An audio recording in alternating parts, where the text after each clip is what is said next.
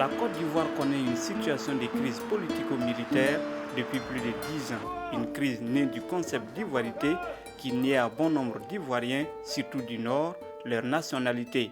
Ils sont traités d'étrangers. Les Burkinabés, qui sont plus de 3 millions vivant en Côte d'Ivoire, étaient devenus indésirables. Ils subissent des tortures, des rackets, des humiliations pour le simple fait d'être burkinabés. Et la dernière crise post-électorale qui a opposé pro-Gbagbo et pro-Ouattara a encore profondément divisé les familles ivoiriennes. Les couples mixtes encore davantage. Nestor Dabiré, burkinabé résident en Côte d'Ivoire, a épousé une Ivoirienne d'obédience patriote. C'était difficile, très difficile, très difficile parce qu'à un moment donné, disons juste après le deuxième tour, c'était le qui-vive. Les jeunes étaient un peu partout dans les rues.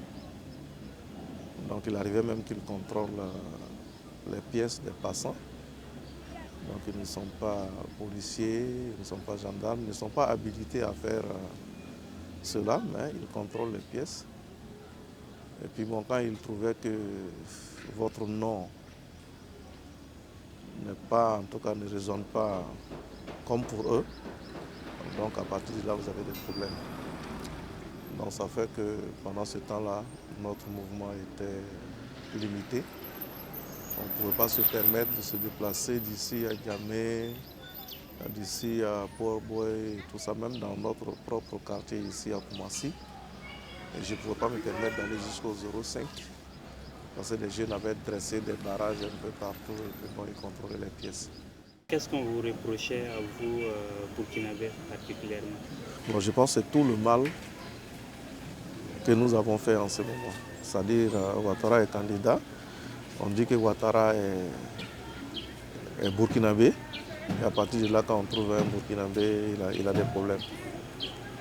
Alors donc, au point que la carte d'identité burkinabé, pour certains des compatriotes, ils disaient comme ça que la carte d'identité burkinabé était un peu comme la drogue, si tu veux.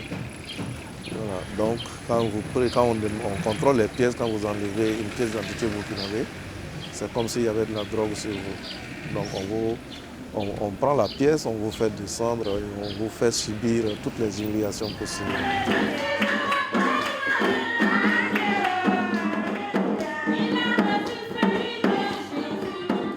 Et en 2002, quand la crise a déclenché, les gens ont commencé à mettre, comment on appelle, des bandeaux sur les têtes avec le drapeau du Côte d'Ivoire, orange, blanc, vert sur les têtes. J'avais des amis qui étaient couturiers, qui ont cousu aussi pour me donner. Alors pour que je mette ici ou bien moi j'avais une carte d'identité burkinabé, je mets ces choses-là. Et les gens disaient que c'était le Burkina qui a attaqué la Côte d'Ivoire. C'est ce que Gbagbo et puis ces gens disaient. Bon, je vais porter ça, on contrôle pièce. J'ai carte d'identité burkinabé, je suis patriote. C'était un peu difficile. Et ma femme portait. Elle portait, elle partait au travail et puis bon, elle revenait avec ça. L'ambiance au niveau de la famille, bon, il n'y avait pas de heurts, tout ça, ça se passait bien. Mais au fond d'elle, elle se sentait ivoirienne. Elle soutenait les choses. Il arrivait des moments où, quand on vérifiait les pièces, il arrivait des moments où quand on voyait qu'il était burkinabé, qu'on voyait sa carte, on le faisait descendre. Donc on descendait ensemble jusqu'à ce qu'on lui remette ses papiers et puis on continuait notre route. Une fois, par exemple, ils m'ont pris. Je partais au cours. Je n'étais pas encore pasteur. À plein temps, j'étais encore en formation. Ils m'ont pris au niveau d'Adjamé et ils m'ont envoyé au camp d'Agba. Donc quand on arrivait là-bas, on nous a donné des balais pour balayer l'air escalier. S'il arrivait qu'on chassait votre mari d'ici, est-ce que vous alliez le suivre pour aller avec lui? Bon, Par rapport à cette crise-là, s'il arrivait qu'on demandait aux Burkinabés de rentrer chez eux, mon Dieu merci, ce n'est pas arrivé. Mais qu'est-ce que je pouvais faire? Je ne peux pas laisser mes enfants partir et puis rester ici, parce que c'est à deux que nous avons fait ces enfants-là. Non, c'était de le suivre. Maintenant, si de l'autre côté, ils sont à mesure de m'accueillir, bras ouverts aussi, ils vont dire que, on prend mes papiers, je suis bêtée, puis moi-même, je suis bêtée même. C'est pas autre ethnie, hein, parce que la guerre, là, il y a eu plusieurs ethnies qui étaient ensemble. Les bêtés étaient avec les Atiers, les Guérés, les Turcs. Ça, c'est pour mon papa, Gbagbo. Maintenant, il y avait un autre groupe, là.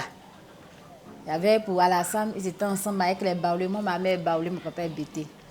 Parce qu'ils vont dire, mais ça, c'est son papa qui est en train de nous tuer là-bas. Donc, il y a ces petits détails-là. Ils vont dire, oui, on n'est pas pour t'accueillir, mais il y a d'autres qui ont la haine. Hein. Il y a d'autres que leurs parents, ils ont fait du mal à leurs parents, ils ont gardé ça. Quand ma fille allait composer, ils l'ont mis en genoux, elle a composé en genoux. Mais Dieu a fait grâce, elle a eu son examen. Pourquoi? Peut-être la personne a vu le nom d'Abiré. La guerre continue pour lui, il veut se venger sur ma fille. Il a vu que c'est Burkinabé. Non, c'est normal pour la femme de suivre son mari. Maintenant, là-bas, est-ce que ils pourront la... Son mari, c'est son mari, il aime sa femme, il va avec. Mais ceux de là-bas, est-ce qu'ils vont t'accepter, ils vont t'aimer? Point d'interrogation. Mais aujourd'hui, les choses ont changé, aussi bien dans le pays que dans la famille de Nestor Dabiré.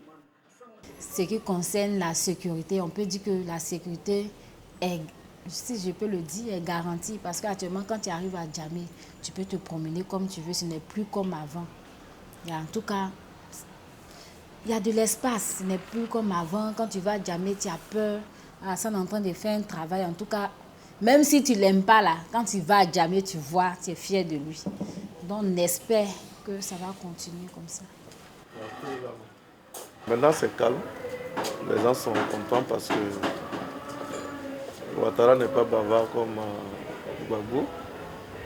Donc, quand on regarde la télévision, on ne voit pas des incitations à la haine, à d'autres choses. Tout est calme. Donc, les gens commencent à respirer mieux. Il n'y a pas l'argent, mais quand même, le fait d'avoir la paix, je pense, c'est beaucoup de choses. La politique divise les peuples et même les foyers. Mais monsieur et madame Dabiré ont su accorder leur violon pour consolider leur foyer. Amour, paix et unité sont désormais la mélodie qui rythme le battement des cœurs dans la famille Dabiré. Droit Libre TV, la web télé 100% droits humains, 100% liberté d'expression.